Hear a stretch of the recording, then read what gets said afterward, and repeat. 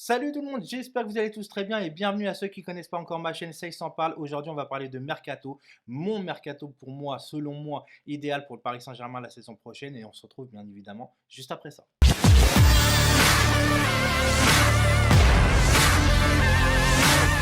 Pour aider la chaîne, n'hésite pas à liker la vidéo, abonne-toi si le cœur t'en dit et surtout active la cloche.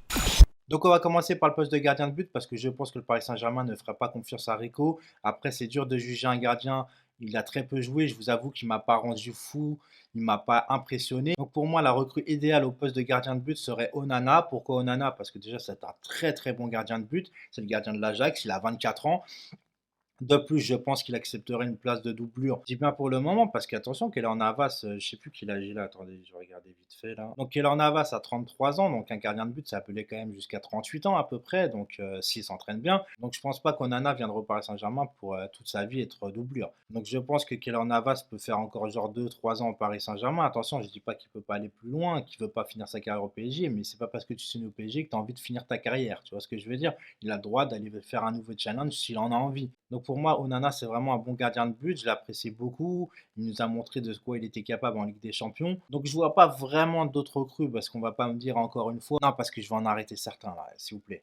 Ceux qui commencent à me dire, ouais, mais Areola revient. Arrête, arrête, s'il te plaît. Arrête. Oui, c'est un Titi. On est amoureux des Titi, mais arrête. Arrête.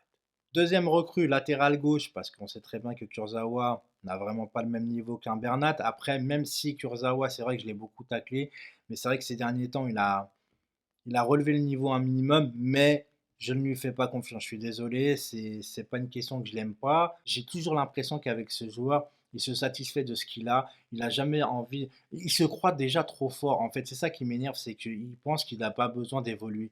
Et c'est ce qui me dérange en fait chez lui. Et c'est ce qui fait que d'ailleurs, il est jamais constant. Et en plus, maintenant, il est souvent blessé et tout. Donc c'est un peu une galère. Donc en latéral gauche, je prendrais Telles, vu qu'il est très très pressenti au Paris Saint-Germain. Ça serait une très bonne nouvelle parce qu'on aurait vraiment deux latérales gauche de très haut niveau. De très haut niveau qui se valent. Donc il va falloir que vraiment ils soient au top tous les deux. Je pense que ce sera un plus pour le Paris Saint-Germain et aussi Bernat qui restera à ligne constante pour se surpasser. Même si il n'avait pas de concurrence l'année dernière, il a toujours été top. En défenseur central, je pense que là, il n'y a pas trop d'illusions à se faire. Je pense que la recrue idéale, ce serait Koulibaly. Après, attention, il y en a que j'entends, Koulibaly, c'est le successeur de Thiago Silva. Attention, je vais jouer avec les mots. Pour moi, le successeur de Thiago Silva, ça reste Marquinhos, parce que ça sera lui le futur capitaine. C'est lui qui a les qualités un peu, qui a appris à côté de Thiago Silva. Pour moi, le successeur de Thiago Silva reste Marquinhos. Après, Koulibaly, c'est un autre registre, mais qui irait très bien avec Marquinhos. Koulibaly, en plus, connaît déjà la Ligue 1, donc au niveau de l'acclimatation, c'est parfait. Et puis en plus, voilà, c'est un mec qui est solide et rapide pour sa grandeur. Après, voilà, il a 28 ans. Attention, c'est pas non plus un pari sur l'avenir. Pour moi, c'est la recrue idéale en défense centrale. Latéral droit, moi j'en prendrais deux parce que Meunier, j'en peux plus. Vous voyez, en plus, apparemment, il est pressenti pour partir. On verra si c'est vrai ou pas. Mais Meunier, moi, franchement, j'en peux plus entre ces quinquades sur Twitter et ces matchs inconstants, j'ai envie de dire, moi, j'en peux plus. Latéral droit, j'hésite avec un Atal déjà en doublure. Attention, en doublure, ça veut dire le haut niveau que ça peut faire, hein. Atal en doublure et bien sûr en titulaire, je prendrais Hakimi. Voilà, parce qu'Hakimi, il a 21 ans. 21 ans, Hakimi. Mais il est très très fort, Hakimi, hein. Attention, il est rapide, il défend même bien pour un latéral parce que c'est très rare maintenant. Et puis devant, voilà, c'est magnifique. Tu vois, il centre super bien, il dribble bien, il tire bien. Hakimi, pour moi, c'est le top. Parce que si vous m'envoyez chercher Arnold de Liverpool, parce que quand tu es à Liverpool, il faut se rendre à l'évidence, même si on est le Paris Saint-Germain et que marketing, on est au-dessus. Quand tu es à Liverpool, tu joues dans le meilleur championnat au monde. Tu es 2 fois finaliste de la Ligue des Champions, dont une de gagnée. Pourquoi tu viendrais au Paris Saint-Germain te faire chier en Ligue 1, en fait? Où les gros matchs seraient qu'en Ligue des Champions. Non.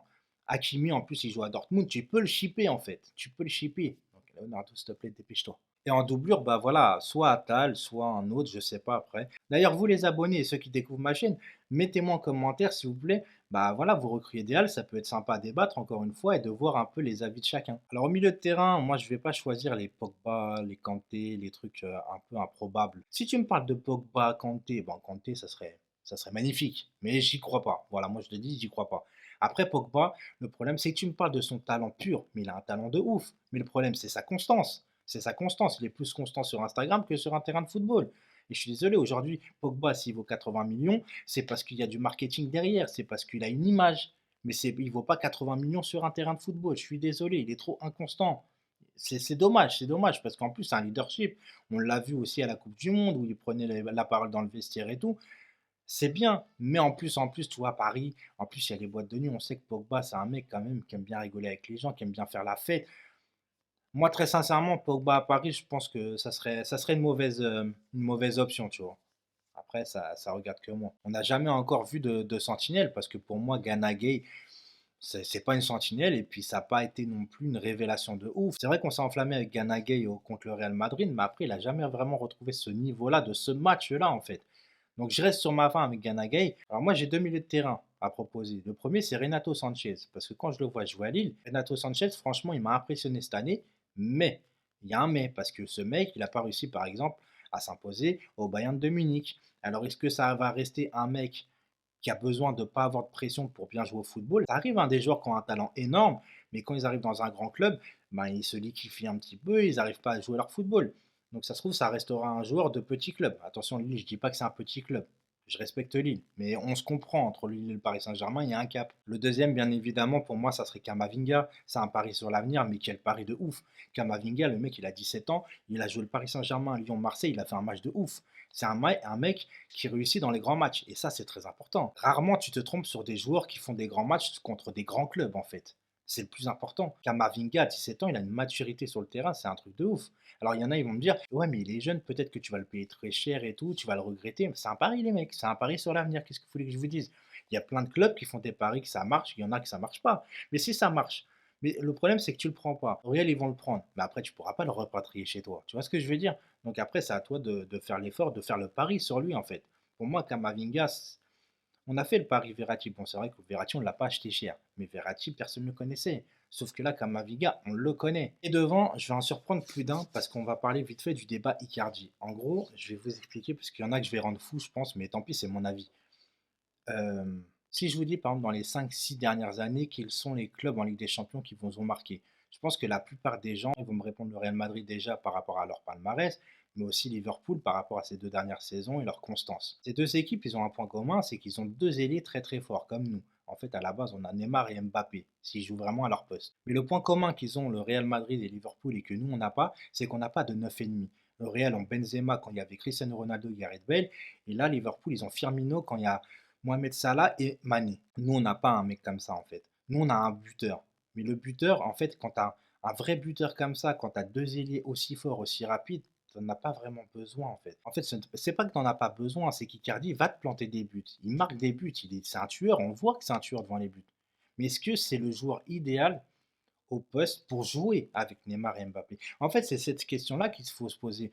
Est-ce que sur le terrain, c'est assez compatible? Quand je dis compatible, c'est que est-ce qu'on ne peut pas faire mieux sur un terrain en prenant un 9,5 au nom de Paolo Dybala, par exemple? Si tu mets Dybala en 9,5 avec Neymar et Mbappé, bah moi je trouve qu'à mon avis, on jouera encore beaucoup mieux au football et on aura encore beaucoup plus d'occasions. Mais c'est que mon avis, attention. Je dis pas qu'il faut pas prendre Icardi. Moi, c'est juste mon avis, mais je trouve que Dybala avec Neymar et Mbappé, mais les combinaisons qu'on pourrait avoir, on aurait beaucoup plus de créativité sur le terrain. Dybala pourrait revenir pour chercher les ballons, pour mener le jeu. Icardi, alors je sais, il y en a, ils vont me dire, ouais, mais Icardi, des fois, il vient en point d'appui. Mais attention, point d'appui et capable de mener le ballon, c'est différent. Icardi, il peut revenir en arrière pour faire des déviations. Mais c'est pas on sait très bien, c'est pas pareil qu'un Paulo Dybala, qu'un Firmino, qu'un Benzema. Il n'a pas les mêmes tactiques, il n'a pas les mêmes techniques. Après, Icardi, la qualité qu'il a, c'est que c'est un tueur devant les buts. Mais il faut savoir ce qu'on veut. Encore une fois, les gens, c'est mon avis. Voilà, c'était tout pour moi aujourd'hui. J'espère que vous avez kiffé. N'hésitez pas encore une fois à liker la vidéo si ça vous a plu. Abonnez-vous si le cœur vous en dit. C'était encore une fois C'est s'en parle et portez-vous bien. Ciao.